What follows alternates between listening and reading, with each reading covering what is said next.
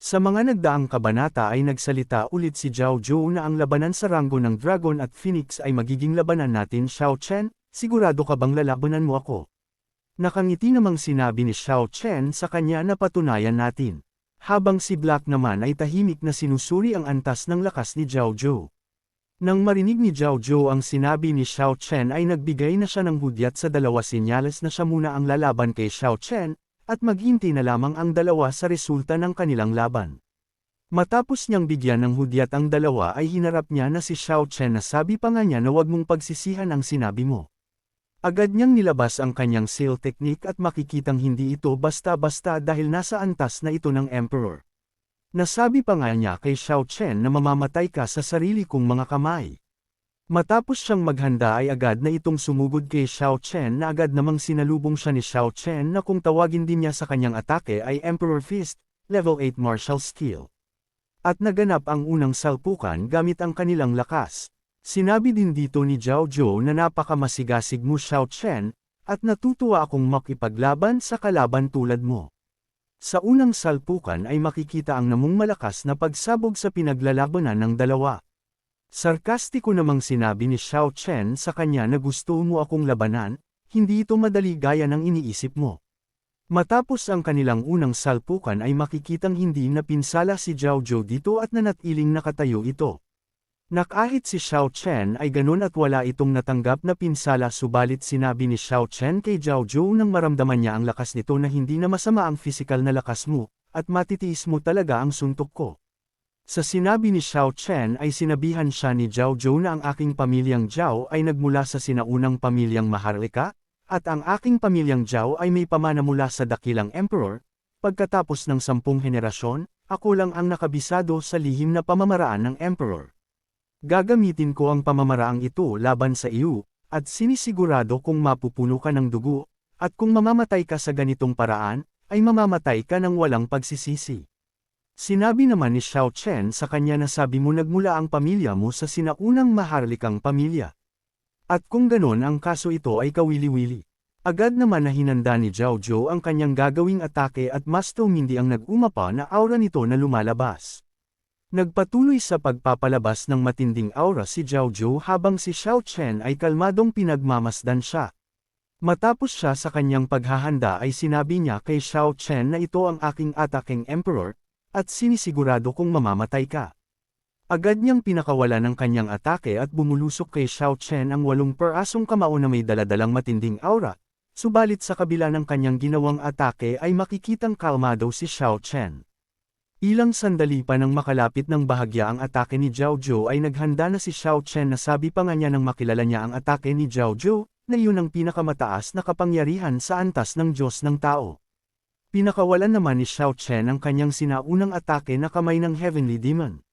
Na agad namang nagkaroon ng reaksyon ang kalangitan at mabilis na bumababa ang malaking kamay. Ilang sandali pa ay makikita na ng tuluyan ang malaking kamao na may daladalang mabigat na pressure at nababalutan ito ng nakakakilabot na aura. Nang makita ito ni Zhao Zhou ay nasabi na lang niya na mas mababa pa rin pala sa kanya ang lakas ng suntok ko at hindi maiiwasan ang suntok na ito. Kaya naman sa kanyang takot na madaganan sa atake ni Xiao Chen ay agad niya itong pinigilan gamit ang kanyang abilidad at ang kanyang buong lakas. Subalit sa bigat na daladala ng atake ni Xiao Chen ay makikitang nahihirapan siyang pigilan ito. Maya-maya pa ay tuluyan na nga itong bumagsak at nagkaroon ng malakas na impact habang si Zhao Zhou ay nilamon nito. Maya-maya pa nang mawala ang atake ay makikita ang malaking bakas at si Zhao Zhou na nakatayo pa din.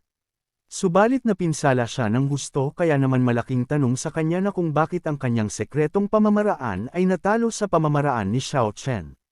Sa kanyang mga sinabi ay sinabihan lamang siya ni Xiao Chen na isa kang tanga, sa tingin mo ba sa pamamagitan lamang ng iyong lakas ay magagawa mo akong matalo, huwag masyadong umasa na mangyayari iyon.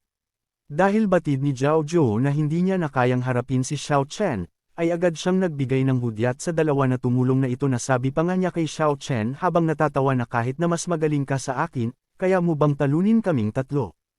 Agad naman na sumugod ang dalawa at pinalibutan nila si Xiao Chen at naghanda ng kanilang gagawing atake. Subalit sa kanilang pagtulong ay kumilos na si Black na agad naman itong tumalon. At nag-transform sa kanyang orihinal na anyo at dahil dito ay napa-atres ang dalawa. Hindi naman pinansin ni Tai Chuangson si Black bagkus ay naghanda ito ng kanyang gagawing atake na sabi pa nga niya ng may kumpiyansa na Xiao Chen kailangan mong mamatay ngayon dito. Sa kanyang mga sinabi ay sinabihan lamang siya ni Xiao Chen na mukhang hindi ka natuto sa nakita mo kanina. Sa sinabi ni Xiao Chen sa kanya ay mas lalong tumindi ang galit niya kay Xiao Chen. Nagtaka naman ang dalawa sa sinabi ni Xiao Chen at malaking tanong sa kanila na kung anong ibig sabihin sa sinabi ni Xiao Chen. Nilabas naman ni Tai Chuangson ang kanyang seal technique at sabay niyang sinabi na kay Xiao Chen na tigilan na ang mga sinasabi nitong walang kabuluhan. At agad niyang pinakawala ng kanyang atake na kung tawagin niya ay Stormy Wave Palm, at dahil dito ay sumambulat sa harap ni Xiao Chen ang malaking palad. Subalit na dismaya si Xiao Chen dahil nakita niya na ito nang mapatay niya ang isa sa katulad niyang puppet. Kaya naman sinabihan niya ito na dahil naghahanap ka na naman ng kamatayan ay kung ganun ay mangyayari ulit ito. Agad na pinakawala ni Xiao Chen ang kanyang atake upang salubungin ang ginawang atake ni Tai Chuangson na puppet ng Iron Blood Sect. Sa lakas na pinakawalang atake ni Xiao Chen ay ramdam na ramdam ni Tai Chuangson ang matinding pressure nito na patungo sa kanya. Ilang sandali pa ay tuluyan na nga itong tumama sa kanyang ginawang atake subalit tumagos lang ang atake ni Xiao Chen at kalaunan ay inabot pa ang kanyang seal technique, at nilamon siya ng atake ni Xiao Chen. Nang makita ito ng dalawa ay nagulat sila at kinabahan dahil sa isang atake lang ni Xiao Chen ay natalo na si Tai Chuangson. Habang pinagmamasdan ng dalawa ang katawan ni Tai Chuangson na bumababa ay bahagya na silang nag-aalangan dito. Nang bumagsak ang katawan ni Tai Chuangson ay makikitang wala na itong buhay. Kaya naman nagalit ang hangal na si Zhao Zhou na sabi pa nga niya na isa kang walang kwentang basura. Tinignan naman ni Xiao Chen si Zhang Yulin ng isang nakakakilabot na titig at dahil dito ay sinabi niya kay Xiao Chen, na sandali lang tinatanggap ko na ang aking pagkatalo at ikaw ang nangunguna sa Dragon at Phoenix rankings. Nang marinig naman ito ni Zhao Zhou ay sinabihan niya si Zhang Yulin na isa kang hangal bakit mo tinanggap na natalo ka na. Subalit sa kanyang hindi pagpansin kay Black ay mabilis na lumapit si Black sa kanyang harapan na ikinagulat niya. Agad siyang binigyan ng isang atake ni Black at dahil dito ay tumilapon ang hangal. Agad na sinundan ni Black ng isang atake at lumabas dito ang kidlat. Na agad na bumulusok kay Zhao Zhou at dahil dito ay napapasigaw na lamang siya dito. Nang matapos ang ginawang atake ni Black ay makikitang napinsala siya ng husto dito. At nagtataka siya kay Black na sabi pa nga niya na bakit ang halimaw na ito ay may mataas na antas ng cultivation. Sa kanyang mga tanong sa kanyang sarili ay tumalon na naman si Black sa kanyang harapan na ikinagulat na naman niya. At agad siyang sinakmal ni Black at makikita na lamang ang tilansak ng dugo. Nang makita ni Zhang Yulin ang karumal-dumal na sinapit ni Zhao Zhou ay nasabi na lamang niya na talaga bang kinain niya si Zhao Zhou. Sinabi naman ni Xiao Chen na nararapat lamang ito sa kanya. Maya-maya pa ay may napansin si Xiao Chen na dilaw na enerhiya na sabi pa nga niya na ito ang swerte ko. Natuwa si Xiao Chen dahil ang enerhiyang dilaw na pumunta sa kanya ay sinyalas na siya ang numero 1 sa Dragon at Phoenix rankings. Nasa isip-isip pa nga niya na ang mundong ito ay talagang pambihira. Sa wakas ang ranggo ng Dragon at Phoenix na ito ay nakilala ng Xinwu Marshal. Dagdag pa niya habang natatawa na una sa ranggo ng Dragon at Phoenix, makukuha ko ang swerte ng langit at lupa, at tinulungan din ako ng Diyos. Habang patuloy naman na pumapasok ang enerhiya sa inner space ni Xiao Chen. Agad siyang umupo at inipon ang enerhiya na ibinigay sa kanya upang gamitin ito sa kanyang pagpapataas ng kanyang cultivation.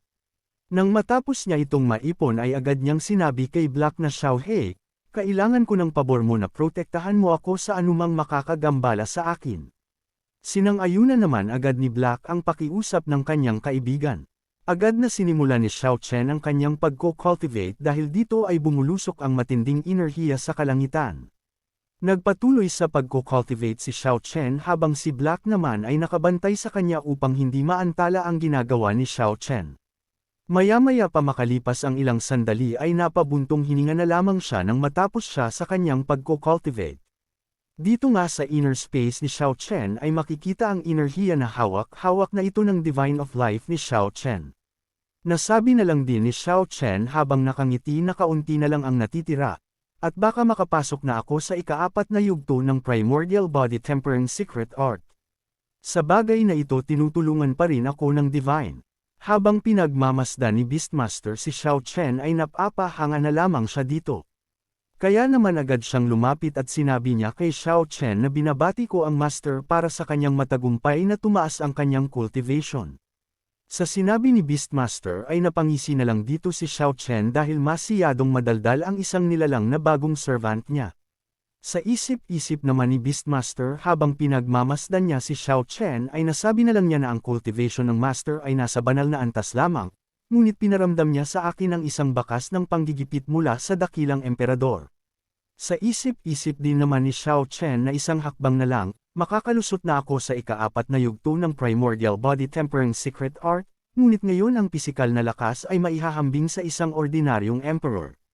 Maya-maya pa ay nakarating na si Lin Feng kila Xiao Chen. At nasabi na lang niya nang makita niya si Xiao Chen na kung lumakas ba siya ngayon. Nakita niya rin ang bangkay ni Tai Chuangsan at ang mga bakas ni Zhao Zhou na wala na ito at dugo na lamang ang tira at peraso ng damit. Dagdag pa niya habang pinagmamasdan si Xiao Chen na parang siya ang number 1 warrior sa Dragon at Phoenix rankings. Sinabi naman sa kanya ni Master Monkey na bata, subukan mong labanan siya ng mabilis hanggat maaari. Sa sinabi ni Master Monkey ay agad namang niya itong sinang-ayunan na tama kailangan kong ipagpatuloy ang aking pagko-cultivate. Sinabi din niya sa harap ni Zhang Yulin na ang susunod, ako rin ang dapat na nasa pangalawang lugar sa ranggo ng Dragon at Phoenix. Nang marinig ni Zhang Yulin ang sinabi ni Lin Feng ay sinabi niya na kung ganoon ay halikat maglaban tayo. Nagkaroon ng matinding titigan ang dalawa na kung sino sa kanila ang unang kikilos. Ilang sandali pa ay mabilis silang nagsitalunan sa kanilang kinatatayuan. At agad na umatake si Lin Feng gamit ang kanyang sibat na mabilis namang naiwasan ni Zhang Yulin. Na agad na sinundan ni Lin Feng ng isa pang atake ng makababa sila sa lupa na naiwasan na naman ni Zhang Yulin. Maya-maya pa ay bumawi na ng atake si Zhang Yulin gamit ang kanyang farm technique.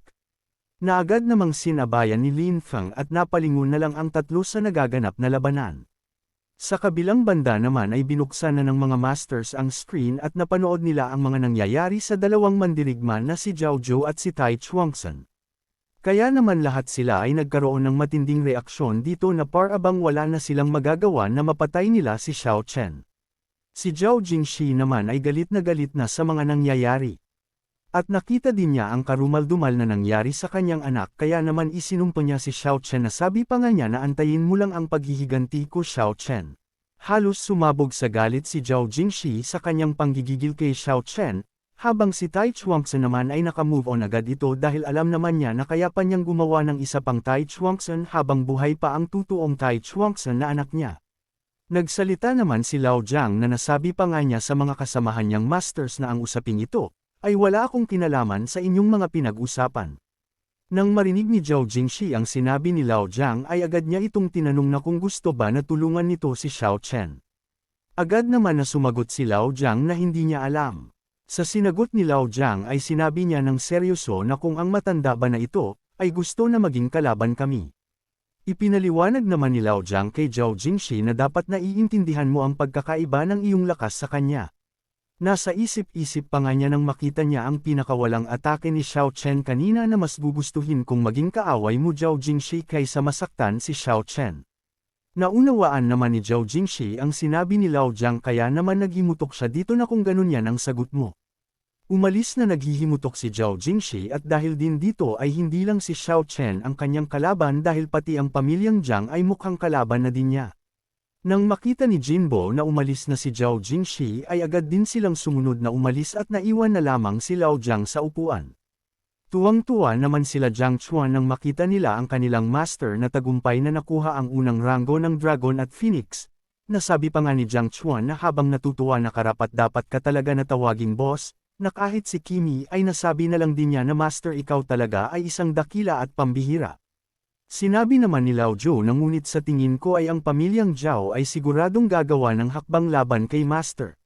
Sinabi naman ni Jiang Chuan na huwag kang mag-alala dahil sisiguraduhin kong ang aking lolo ay nasa tabi na natin.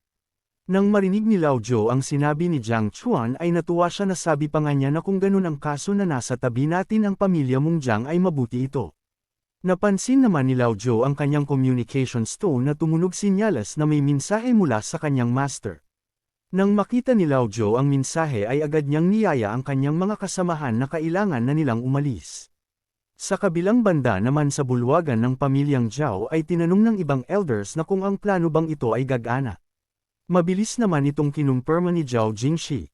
Sinabi din ni Jinbo na oo, ang planong ito ay masasabing napakadali. At sinisigurado kung mapapaalis natin siya. Agad na sinabi na ni Zhao Jingshi na kung ganun Master Wang, at Master Han kayong dalawa ay magtungo sa Qingyan Gate bukas, at pagkatapos ay pumatay sa momentum ng kidlat. Agad naman na sinang-ayunan ito ng elder ang sinabi ni Zhao Jingshi.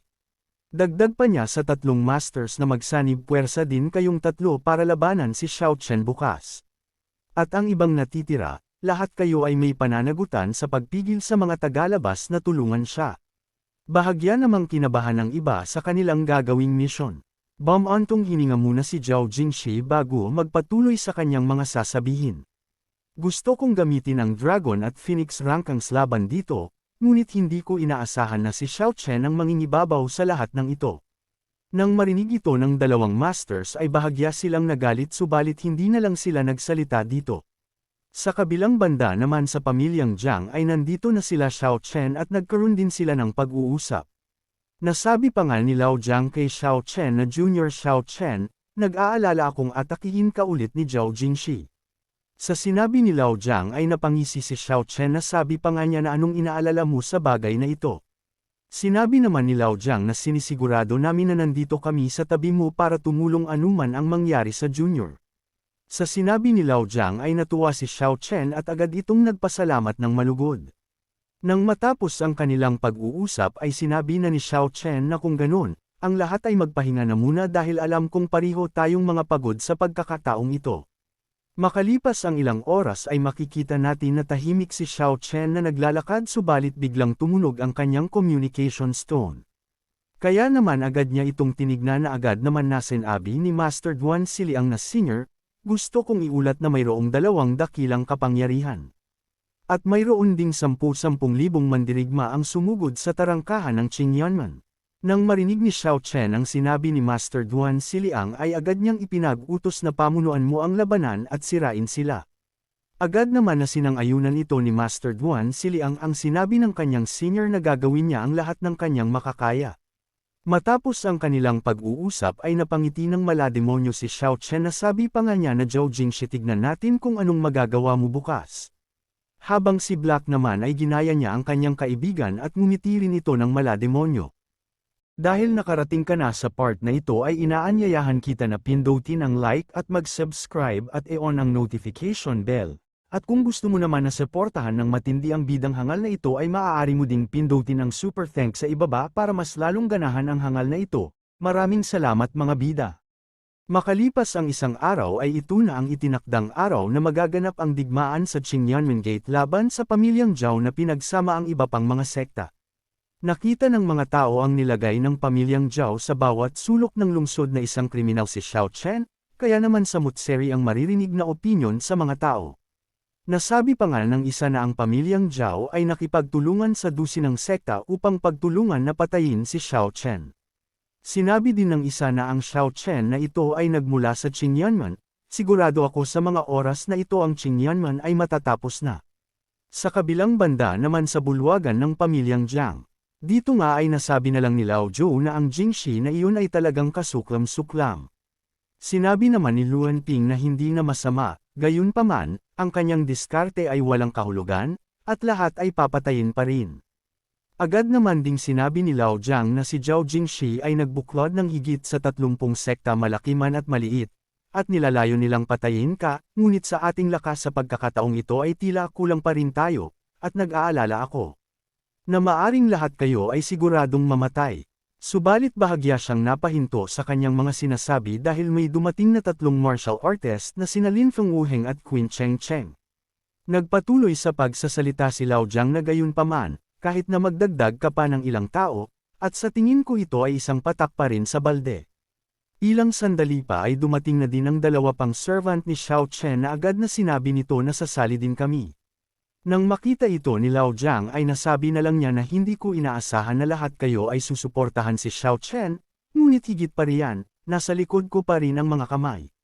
Nagsalita naman na si Xiao Chen na sabi pa nga niya na ngunit higit pa riyan, nasa likod ko rin ang mga kamay. Agad naman na nagtanong si Lao Jiang na sabi pa nga niya kay Xiao Chen na sabihin ito sa akin. Sinabi naman ni Xiao Chen sa kanya nang nakangiti na ito ay sekreto lamang. Napaubo na lang si Lao Jiang subalit sinabi niya pa din na dahil may sarili kang plano, ay hindi na ako magtatanong pa, ang mga tao lang ni Zhao Jingxi, at malapit na silang makarating sa lugar na ito at nag-aalala ako. Sinabi naman ni Xiao Chen na kung sila ay lumaban sa lungsod makakasakit ito ng mga inosenteng tao, at tiyak na hindi isasakripisyo ni Zhao Jingxi ang kanyang reputasyon.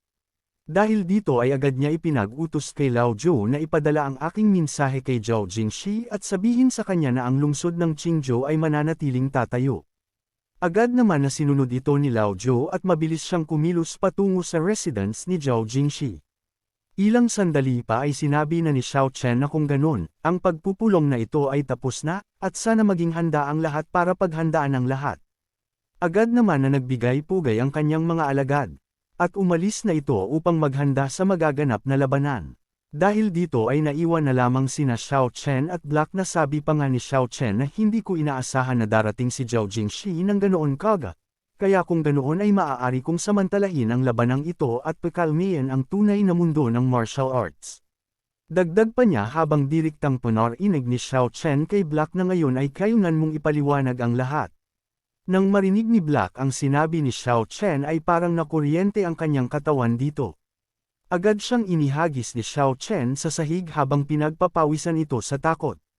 Nag-conworry namang patay si Black dahil sa lakas ng pagkakahagis ni Xiao Chen at upang hindi na siya tanungin nito. Sa ginawa ni Black ay mas lalong nagalit si Xiao Chen. Kaya naman binigyan niya ito ng isang sipa at sabay niyang sinabi na huwag kang magkunwaring patay. Nagpaikot-ikot si Black sa ginawa ni Xiao Chen. Ilang sandali pa ay inayas ni Black ang kanyang hitsura at makikita dito ang mukhang inosenteng aso. Sa ginagawang kalokohan ni Black ay tuluyan nang sumabog sa galit si Xiao Chen kaya naman sinabi niya na kay Black na kung ayaw mong sabihin ang lahat ng ito, kung ganun ay kakainin ko ang karne ng aso magdamag. Nang marinig ni Black ang sinabi ni Xiao Chen ay halos humiwalay na ang kanyang kalukwa. Kaya naman napilitan na siyang magsalita na sabi pa nga niya habang makikita sa hitsura nito ang nakakaawang aso na sa totoo lang may sarili din akong dahilan. Sinabi naman ni Xiao Chen na bakit ayaw mong ipaliwanag sa akin ang lahat ng iyon. Tumayo naman si Black at sabay niyang sinabi na hindi ko pa nasasabi sa iyo ang tungkol sa akin, dahil hindi ka pa rin sapat na malakas kaya kung marami kang alam tungkol sa akin ay maaari kang malagay sa panganib. Ngunit kapag mayroon ka ng lakas upang protektahan ang iyong sarili, saka ko sasabihin ang lahat. At dito na din matatapos ang ating episode mga bidang hangal subalit hindi matatapos ang araw na ito nang hindi tayo nag-shoutout, kaya naman shoutout kay Lucifer. Gilbert Vallejo, EU Hostolero from Culas Hermosa Bataan, Dude Cern, Marco Moredo, Paul John, at hanggang dito na lang muna mga bida. At sa mga hindi pa na shoutout ay huwag kayong mag-alala dahil nakalista naman ang iyong mga pangalan at nakikita ko ang mga comments niyo. Maraming salamat sa panunood at magkita-kita ulit tayo sa mga susunod na kabanata, kaya naman mangyaring pa-like na lang po.